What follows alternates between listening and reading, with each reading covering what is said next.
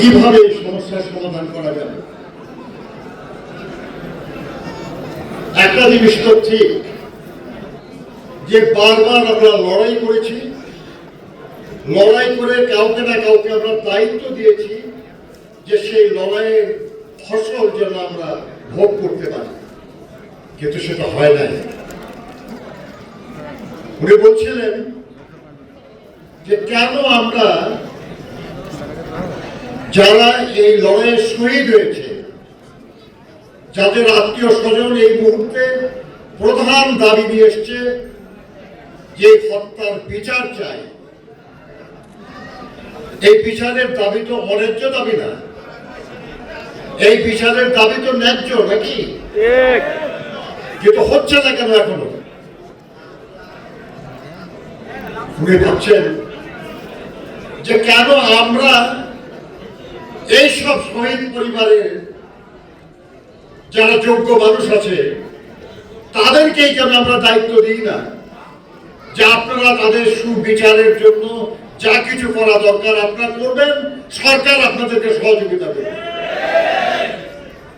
যারা আহত আছেন তাদের সুচিকিৎসার জন্য ওই আহতদের মধ্যে থেকে কিংবা তাদের আত্মীয় স্বজনের মধ্যে থেকে কেন আমরা দায়িত্ব দিব না যে তারা ওই আহতদের সুচিকিৎসার ব্যবস্থা করবে এবং সরকার পুরো দায়িত্ব নেবে? কেন আমরা তাদের মধ্যে থেকে একজন বক্তব্য রেখেছেন এখানে যে তাদের সন্তানদের শিক্ষা হচ্ছে না, তারা লেখাপড়া করতে পারছে না, তাদের সেই শিক্ষার দায়িত্ব কেন আমরা এইসব পরিবারের সদস্যদের মধ্যে থেকে কাউকে দিই না? যদি আমরা দেই তাহলে কি কাজটা ভালো হবে না খারাপ হবে? উনি ভাবছেন সেরকম, কারণ উনি আন্তরিকভাবে আপনাদের সমস্যাগুলির সমাধান করতে চান।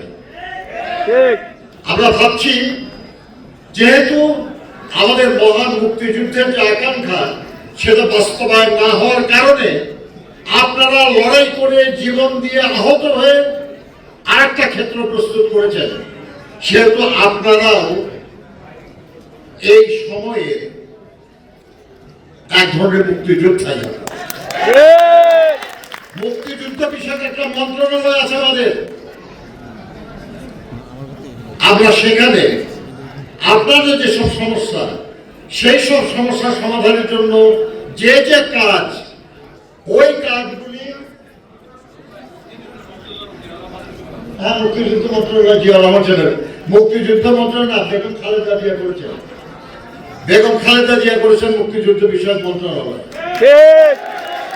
এই মন্ত্রণালয়ের এটাও দায়িত্ব হবে যে এই আমাদের 24-এর যে গণঅভ্যুত্থান, এই গণঅভ্যুত্থানে যারা নিহত হয়েছেন, শহীদ হয়েছেন, যারা এর জন্য দায়ী, আমাদের একজন বন্ধু বলেছেন যে তার সন্তানকে গুলি করেছে তাদেরকে তারা চেনেন, কিন্তু তারপরেও তাদের গ্রেফতার করা হয় না।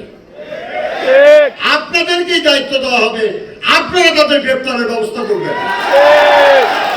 আপনাদেরকে দায়িত্ব দেওয়া হবে, আপনারা তাদের সুবিচারের ব্যবস্থা করবেন। আপনাদেরকে দায়িত্ব দেওয়া হবে, কোন আদালত যদি আপনার মামলা নিতে অস্বীকার করে তার বিরুদ্ধে ব্যবস্থা নেওয়ার জন্য সরকারকে বলার ক্ষমতা আপনাদের থাকে। আপনারাই আপনাদের সুচিকিৎসার দায়িত্ব নেবেন, আপনারা আপনাদের সন্তানদের লেখাপড়ার দায়িত্ব নেবেন, সরকার আপনাদেরকে সহযোগিতা করবে। এটা আমাদের নেতার সিদ্ধান্ত।